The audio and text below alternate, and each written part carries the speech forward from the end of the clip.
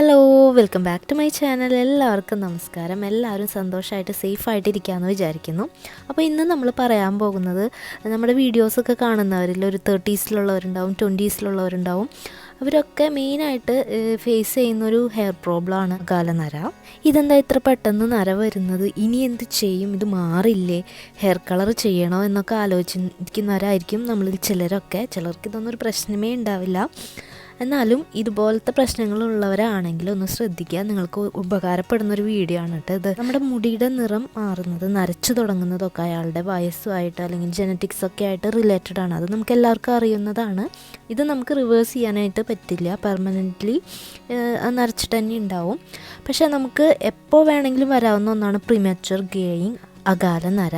ഇത് വരാതിരിക്കാനും വന്നു കഴിഞ്ഞിട്ടുണ്ടെങ്കിൽ അതെങ്ങനെ മാറ്റിയെടുക്കാം എന്നൊക്കെയുള്ളതാണ് ഇന്ന് നമ്മൾ പറയാൻ പോണത് കേട്ടോ. നമ്മുടെ ഹെയർ ഫോളിക്കിൾസിൽ പിഗ്മെൻറ്റഡ് സെൽസ് ഉണ്ട്. അതിൽ മെലാനിൻ അടങ്ങിയിട്ടുണ്ട്. നമ്മുടെ ഹെയറിന് നിറം നൽകുന്നത് മെലാനിനാണെന്ന് നമുക്കറിയാം. പല കാരണങ്ങൾ കൊണ്ടും മെലാനിൻ്റെ പ്രൊഡക്ഷൻ കുറയുക അല്ലെങ്കിൽ മെലാനിൻ കുറഞ്ഞു വരും. അപ്പോഴാണ് നമ്മുടെ ഹെയർ ട്രാൻസ്പാരൻറ്റ് കളറാവുക, അതായത് ഗ്രേ ഹെയർ, വൈറ്റ് ഹെയർ അങ്ങനെയൊക്കെ ആയി മാറണത്.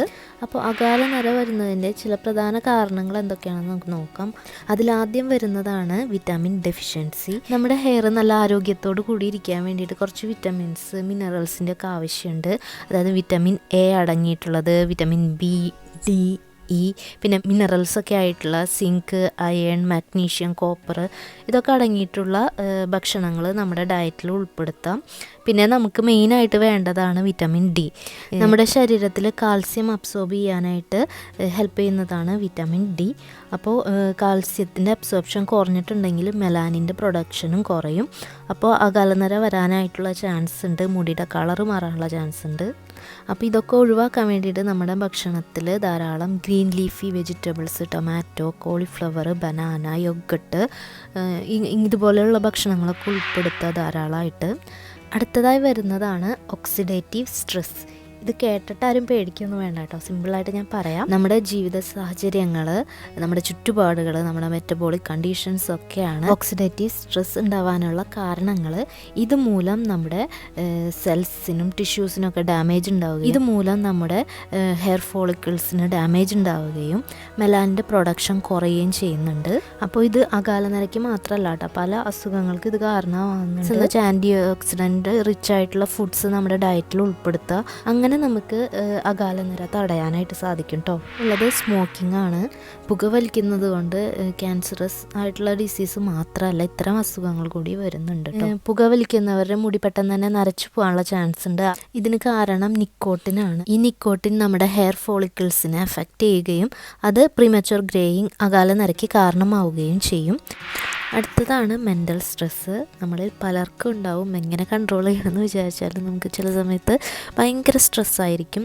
ഈ സ്ട്രെസ്സ് മൂലവും നമുക്ക് ഗ്രേ ഹെയർ ഉണ്ടാവും. ഒരുപാട് ടെൻഷൻ, സ്ട്രെസ്സൊക്കെ വരുമ്പോൾ നമ്മുടെ ശരീരത്തിൽ ചില ഹോർമോൺസ് റിലീസ് ആവുന്നുണ്ട്. ഇത് നമ്മുടെ പിഗ്മെൻറ്റഡ് സെൽസ്, അതായത് ഹെയർ ഫോളിക്കിൾസിലുള്ള ഹെയറിന് കളർ നൽകുന്ന മെലാനിൻ്റെ പ്രൊഡക്ഷനെ ഇത് എഫക്റ്റ് ചെയ്യും.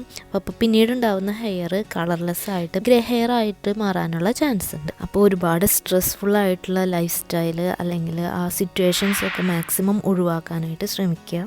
അടുത്തത് യൂസ് ഓഫ് കെമിക്കൽസ്.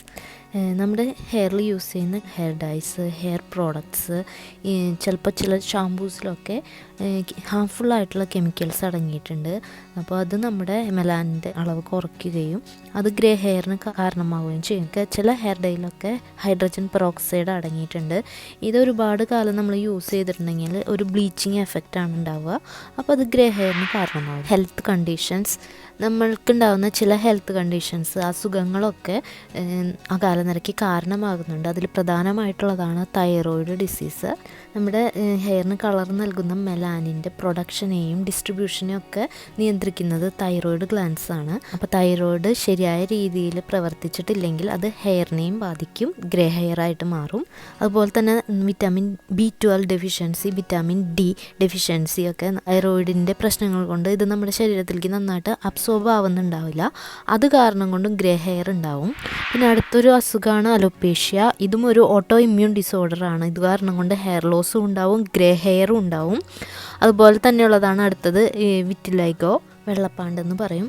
അപ്പോൾ ഈ അസുഖം വരുമ്പോഴും ആ ഭാഗത്ത് ഹെയർ ഉണ്ടെങ്കിൽ അതിൻ്റെ കളർ ചേഞ്ച് ആയിട്ട് വൈറ്റ് കളറായിട്ട് മാറും. പിന്നെ നമ്മൾ എന്തെങ്കിലും അസുഖങ്ങൾക്ക് ദീർഘകാലങ്ങളായിട്ട് ഒരു മെഡിസിൻ കഴിക്കുന്നുണ്ടെങ്കിൽ അതിൻ്റെ ഒരു സൈഡ് എഫക്റ്റ് പോലെയും നമുക്ക് ഗ്രേ ഹെയർ വരാം, അതിനുള്ള ചാൻസ് ഉണ്ട്.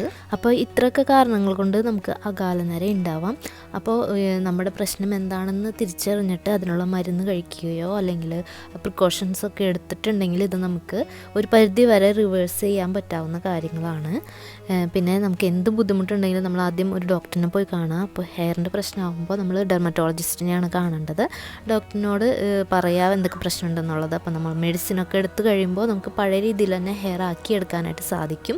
പിന്നെ നമുക്ക് വീട്ടിൽ തന്നെ ചെയ്യാൻ പറ്റിയ ചെറിയ ചെറിയ ഹെയർ കെയർ ഒക്കെ ചെയ്ത് നോക്കുക.